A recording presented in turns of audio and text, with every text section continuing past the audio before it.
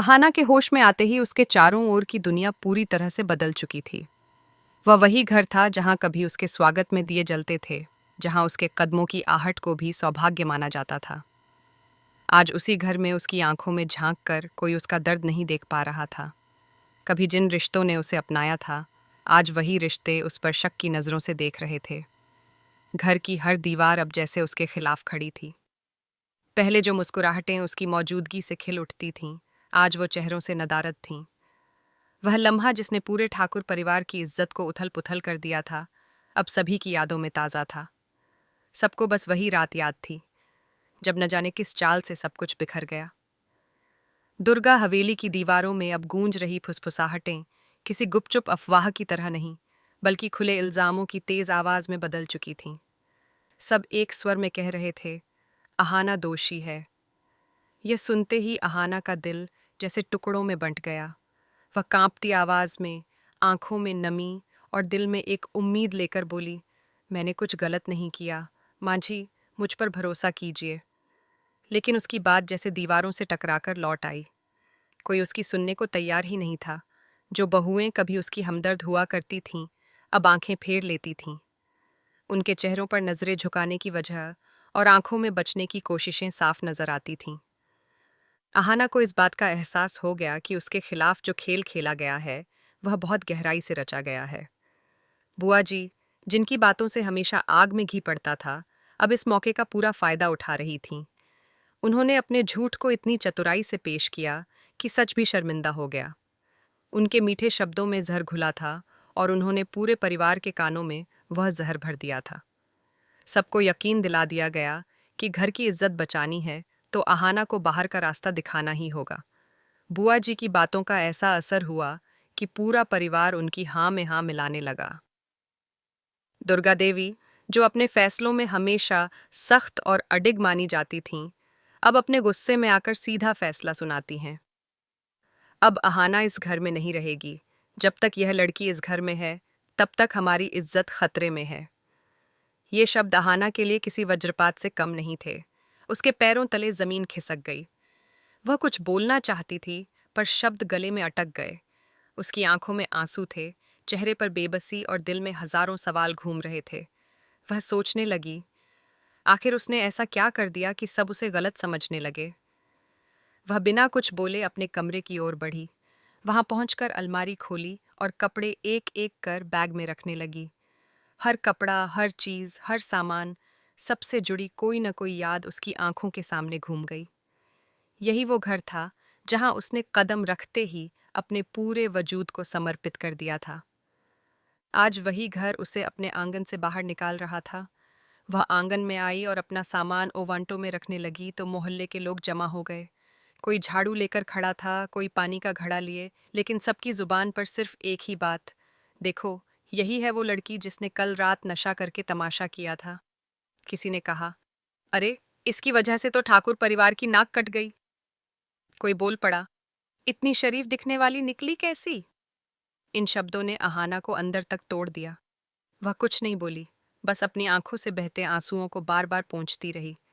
उसे पता था उसने कुछ गलत नहीं किया। उसे याद आया वह पल जब उसने वो शरबत पिया था और फिर सब कुछ धुंधला हो गया। सिर घूमने लगा था, आंखों के सामने अंधेरा छा गया था। अब उसे यकीन हो गया था कि शरबत में कुछ मिलाया गया था। पर सवाल ये था, किसने किया यह सब? किसे उससे इतनी नफरत थी? तभी उसके मन में एक चेहरा उभरा, वही लड़का जिसने उसे शरबत दिया था। अब अहाना को लगने लगा कि वह इस साजिश की जड़ हो सकता है। अब अहाना डरती नहीं है। वह अपनी आंखों के आंसू पोंछती है और खुद से कहती है, मैं यह सच्चाई सामने लाकर रहूंगी। वह उस लड़के का पीछा करती है और देखती है कि वह किसी सुनसान जगह पर जा रहा है।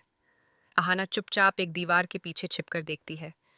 सामने वही बुआ जी खड़ी होती हैं, जिनका मासूमियत का मुखौटा अब उतरने वाला होता है। उनके हाथ में नोटों की गड्डी होती है और वह लड़के को पैसे देते हुए कहती हैं, काम ठीक से हुआ था ना? अब वह लड़की इस घर से हमेशा के लिए चली जाएगी। यह सुनकर अहाना का दिल कांप उठता है। उसके पैरों तले जमीन खिसक जाती है। जिसे उसने हमेशा अपनों में माना था, वही उसकी सबसे बड़ी दुश्मन निकली। उसके अंदर गुस्से और दुख का तूफान उठता है उसे समझ आ जाता है कि यह सब बुआ जी का खेल था। उन्होंने ही उसकी इज्जत दांव पर लगाई थी और सबके सामने उसे दोषी साबित कर दिया था। अहाना घर लौटती है, लेकिन अब हालात और भी बिगड़ चुके होते हैं। उसकी माँ उसे ताने देती हैं। तेरी वजह से आज पूरे मोहल्ले में हमारी बदनामी हो गई है। ताई भी कहती हैं, अब तू हमारे साथ ज्यादा दिन नहीं रह सकती, अपने ससुराल वापस जा। लेकिन अहाना जानती है कि अर्जुन के घर के दरवाजे अब उसके लिए हमेशा के लिए बंद हो चुके हैं। इसके बावजूद वह हार नहीं मानती। उसके अंदर अब दर्द नहीं, बल्कि दृढ़ता होती है। वह खुद से कहती है, अगर मैंने गलती नहीं की है तो मैं यह बात सबको साबित करके रहूंगी। अब उसकी आंखों में सच्चाई की चमक और आत्मसम्मान की ज्वाला होती है। उसने तय कर लिया है कि वह इस साजिश की एक एक परत खोलकर रख देगी, चाहे उसे कितनी भी मुश्किलों से क्यों ना गुजरना पड़े। अब वह पीछे नहीं हटेगी। यह एक नई कहानी की शुरुआत है, अहाना बनाम बुआ जी। एक ऐसी जंग जिसमें सच को झूठ पर जीत दिलानी है। ये कहानी सिर्फ एक लड़की की नहीं है, बल्कि हर उस इंसान की है। जिस दिन अहाना ने बुआ जी को उस लड़के को पैसे देते हुए देखा, उसी पल उसके अंदर कुछ टूटने के साथ साथ कुछ नया भी जन्म ले चुका था। वह मासूम सी लड़की जो कल तक हर दर्द को चुपचाप सहती थी, अब अपनी आंखों में आंसू नहीं, बल्कि सवाल और सच्चाई की ज्वाला लेकर चल रही थी। वह समझ चुकी थी कि यह कोई हादसा नहीं, बल्कि सोची समझी चाल थी। एक ऐसी चाल जिसे बुआ जी ने बड़ी ही चतुराई से रचा था। उन्होंने अपने नकली संस्कार और मीठे शब्दों की आड़ में जो जहर घोला था, अब उसकी सच्चाई खुद अहाना ने देख ली थी। अब वह उस लड़की की तरह नहीं रहना चाहती थी जो चुपचाप अन्याय सहती है। वह अपने ऊपर लगे हर झूठे इल्जाम को मिटाने के लिए तैयार थी, चाहे रास्ता कितना भी कठिन क्यों न हो। उसके दिल में अब डर की जगह जिद थी, उस सच्चाई को सामने लाने की जो अभी तक हवेली की दीवारों के पीछे छिपी थी। वो सोचती है, कैसे एक स्त्री होकर एक औरत ने ही उसकी इज्जत और जीवन को तबाह करने में कोई कसर नहीं छोड़ी। उसके दिमाग में कई सवाल उमड़ते हैं। क्यों किया बुआ जी ने ऐसा? क्या उन्हें उससे कोई व्यक्तिगत बैर था, या ये सब सिर्फ ताकत और नियंत्रण की लड़ाई थी? मगर अब सवाल नहीं, जवाब देने का वक्त था। अहाना जान चुकी थी कि अगर वो चुप रही तो उसके जैसी कितनी और लड़कियां ऐसे ही फंसाई जाएंगी। इसलिए उसने फैसला किया, अब यह लड़ाई सिर्फ अपने लिए नहीं, बल्कि हर उस औरत के लिए लड़ेगी जिसे बिना सुने दोषी ठहरा दिया जाता है। दूसरा पैराग्राफ, आत्मसम्मान की लड़ाई और निर्णायक मोड़।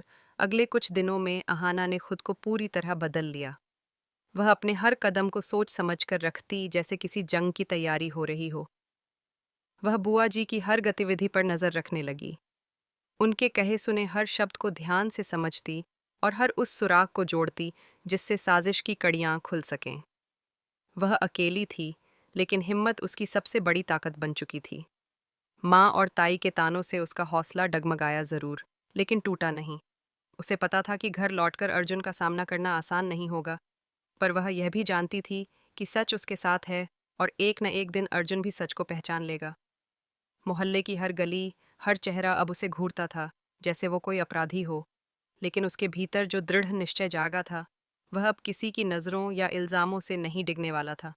वह हर दिन खुद को तैयार करती, सबूत इकट्ठा करती और बुआ जी के चेहरे पर चढ़े झूठ के नकाब को उतारने के लिए एक एक चाल बिछाती। वो जान चुकी थी कि जब तक अपने नाम से दोषी का ठप्पा नहीं हटाएगी, तब तक उसका आत्मसम्मान अधूरा रहेगा। उसने ठान लिया था कि अब फैसला किस्मत नहीं, उसकी हिम्मत करेगी। अब यह कहानी सिर्फ बुआ जी से बदला लेने की नहीं रही, बल्कि यह एक स्त्री की गरिमा और सच्चाई की रक्षा की लड़ाई बन चुकी थी। उसकी आंखों में अब डर नहीं, केवल सच्चाई के लिए जलता हुआ तेज था। वह जानती थी कि जो शुरू हुआ है, उसे अब खत्म भी वही करेगी, न्याय के साथ। अब कहानी का एक नया अध्याय शुरू हो चुका था, अहाना बनाम बुआ जी। यह अब केवल एक घरेलू विवाद नहीं था, यह एक ऐसी जंग बन चुकी थी जहां एक मासूम लड़की को अपने आत्मसम्मान के लिए पूरी दुनिया से लड़ना था। साजिश के जाल में फंसाई गई अहाना अब खुद उस जाल को खोलने में जुट गई थी, और वह किसी भी हालत में पीछे हटने को तैयार नहीं थी। बुआ जी ने जो चाल चली थी, अब उसी चाल का जवाब देने के लिए अहाना ने अपने भीतर की सारी हिम्मत और धैर्य को एकत्र कर लिया था। वह जानती थी कि यह लड़ाई उसके लिए आसान नहीं होगी। हर मोड़ पर कोई न कोई शक, कोई न कोई ताना, कोई न कोई अवरोध उसका रास्ता रोकने की कोशिश करेगा। लेकिन अब वह टूटने वाली नहीं थी। उसने अपनी आंखों के आंसुओं को हथियार बना लिया था और अपने दुख को ताकत। अब हर दिन उसके लिए एक परीक्षा बन चुका था, खुद पर भरोसा बनाए रखने की और उस भरोसे को साबित करने की। वह घर जहां उसका स्वागत फूलों से हुआ था, अब उसी घर के लोगों ने उसे कांटों भरे रास्ते पर छोड़ दिया था। लेकिन अहाना अब हर कांटे को अपनी जीत की सीढ़ी बना रही थी। उसका हर कदम अब योजना का हिस्सा था। वह अब केवल भावुक नहीं, बल्कि चतुर भी बन चुकी थी। उसने जिस लड़के को पैसे लेते देखा था, अब उसके खिलाफ भी साक्ष्य जुटाने शुरू कर दिए थे। वह जानती थी कि सच अगर गहराई में भी छुपा हो, तो एक दिन उजाले में जरूर आएगा। वह अब किसी की दया की मोहताज नहीं थी, बल्कि खुद अपने लिए न्याय मांग रही थी, और वह भी पूरे आत्मगौरव के साथ। बुआ जी की झूठी कहानियां, उनका मासूम बनकर खेला गया षड्यंत्र, सब अब अहाना की नज़र में स्पष्ट था। अब सवाल ये नहीं था कि अहाना बेगुनाह है या नहीं, सवाल ये था कि वो अपनी बेगुनाही को दुनिया को कैसे दिखाएगी। और यही उसकी असली लड़ाई थी, सच्चाई को आवाज़ देना, अपने सम्मान को वापस पाना, और उन सभी लोगों को जिन्होंने उसे गलत समझा था, आईना दिखाना। वह यह साबित करना चाहती थी कि एक स्त्री चाहे तो अपने टूटे हुए सपनों से भी एक नई कहानी लिख सकती है, ऐसी कहानी जिसमें आंसू हो, संघर्ष हो, लेकिन अंत में जीत सच्चाई की ही हो। और आज जब सब कुछ उसके खिलाफ था, तब भी अहाना ने अपनी अंतरात्मा की आवाज़ नहीं दबाई। वह जानती थी, वह अकेली है, लेकिन अकेली होकर भी अगर इरादा पक्का हो, तो पूरी दुनिया के झूठ पर एक सच भारी पड़ सकता है। और अहाना उसी सच की आवाज़ बन चुकी थी। अब अहाना डरती नहीं है। वह अपनी आंखों के आंसू पोंछती है और खुद से कहती है, मैं यह सच्चाई सामने लाकर रहूंगी। वह उस लड़के का पीछा करती है और देखती है कि वह किसी सुनसान जगह पर जा रहा है।